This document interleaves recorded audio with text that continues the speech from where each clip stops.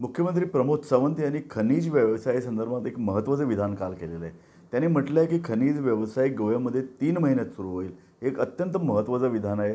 त्याचं अनेक परिणाम संभवतात आणि मला या विषयावर तर बोललंच पाहिजे. मला या विषयावर एवढ्यासाठी बोललं पाहिजे कारण गेली अनेक वर्ष खनिज व्यवसायासंदर्भातला सातत्यानं अत्यंत कठोर अशी भूमिका घेऊन मी आढावा घेत आलेलो आहे आणि हे तर जे काही आता चाललेलं आहे, हे जे काही विधान केलेलं आहे त्याला एक विशिष्ट अर्थ आहे. त्या अनुषंगानं त्याचं विविध अंगानं वेध घेणं हे महत्त्वाचं आहे. जर खनिज व्यवसाय जर चालू करायचा असेल तर 2 टप्पे संभवतात. एक म्हणजे जे काही काढून टाकलेला ठेवलेला जो काही ओर आहे तो जर काढून जर निर्यात केला जाणार असेल आणि तो जर काही खाण चालकांना जर ते काम दिलं जाणार असेल, त्यासाठी जर गोव्यातील विविध ट्रक चालक, बार्ज ओनरपासून खनिज व्यवसायात गुंतलेले जेवढे अवलंबित असेल त्यांना जर काम दिलं जाणार असेल तर ते स्वागतार्ह आहे. परंतु अशा तऱ्हेचं खनिज काढून ठेवलेलं आहे का? सर्वोच्च न्यायालयाने काही वर्षापूर्वी निर्णय दिला होता, जो काही काढून ठेवलेला 14 मिलियन टन खनिज ओर आहे तो काढून घेतला जावा. पण त्यावरती आता जवळजवळ 1.5 वर्ष सतत माल काढला जातोय.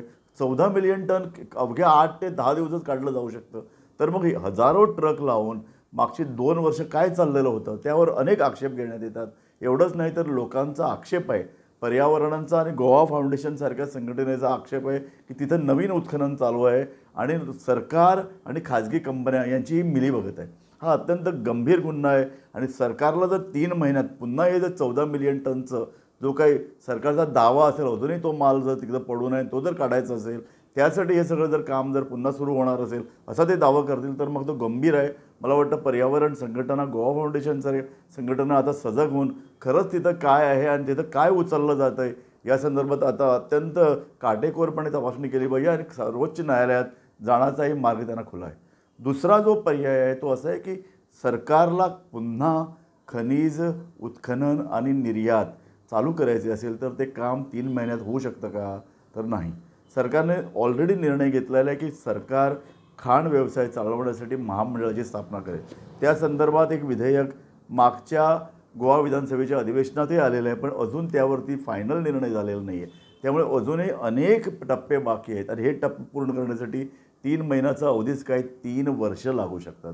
3 एवढ्याच साठी वर्ष लागू शकतात कारण त्यावरती EIA जो रिपोर्ट आहे, एन्व्हायरमेंट इम्पॅक्ट असेसमेंट म्हणून जे रिपोर्ट करायचा असतो तो रिपोर्ट करावा लागेल. तो जो रिपोर्ट येईल त्याचे जे निष्कर्ष आहेत त्या आधारे EC एन्व्हायरमेंटल क्लिअरन्स मिळवण्यासाठी अर्ज करावा लागेल. हा अर्ज केल्यानंतर 3 सीझन 3 मोसम जावं लागतात. पावसाळ्यासह इतर जे महत्त्वाचे मोसम आहेत त्यामध्ये या जिथं खनिज काढलं जाणार आहे त्या संपूर्ण टप्प्याचा तो पुन्हा अभ्यास करावा लागतो आणि या अभ्यासातून जे निष्कर्ष येईल त्या संदर्भात ते पुढं चालू ठेवायचे असतात. सरकारने अद्याप कशा पद्धतीचं गोव्यात मायनिंग सुरू होईल याचा निर्णय घेतलेला नाही आहे. त्या ओव्हर काढण्यासाठी ज्या उत्खनन कंपन्या आहेत ते कोणाला देणार आहे? सरकार स्वतः काढणार आहे? सरकार स्वतः कंत्राटदार नेमणार आहे? सरकार जे काही गोव्यामध्ये उपलब्ध खाण चालक आहेत त्यांनाच त्याच्यामध्ये सहभागी करून घेतलं जाणार आहे का? या संदर्भात काहीही निर्णय सरकारने घेतलेला नाही आणि असा निर्णय न घेता जेव्हा सरकार म्हणतं की 3 महिन्यात चालू होणार तेव्हा आम्हाला त्याच्यामध्ये संशय येतो.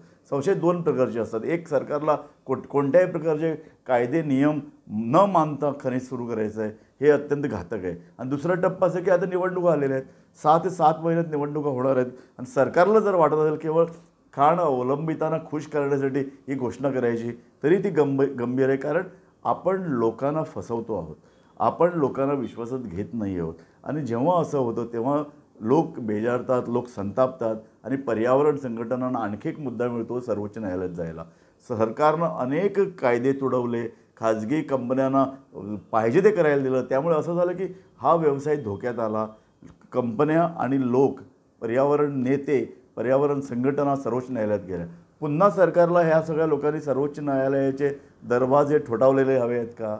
नसेल तर मला वाटतं सरकारनं अत्यंत शहाणं होण्याची आवश्यकता आहे. आणि सर्वात महत्त्वाचं, जे तथाकथित खाण अवलंबित आहेत किंवा खाणपट्ट्यात राहणारे लोक आहेत किंवा तथाकथित जे या विषयावर गंभीरपणे विचार करणारे लोक आहेत त्याने सरकारला खडसावण्याची वेळ आलेली आहे. मला वाटतं सरकारनं आता शहाणं होऊनच या प्रश्नाकडे बघावं लागेल.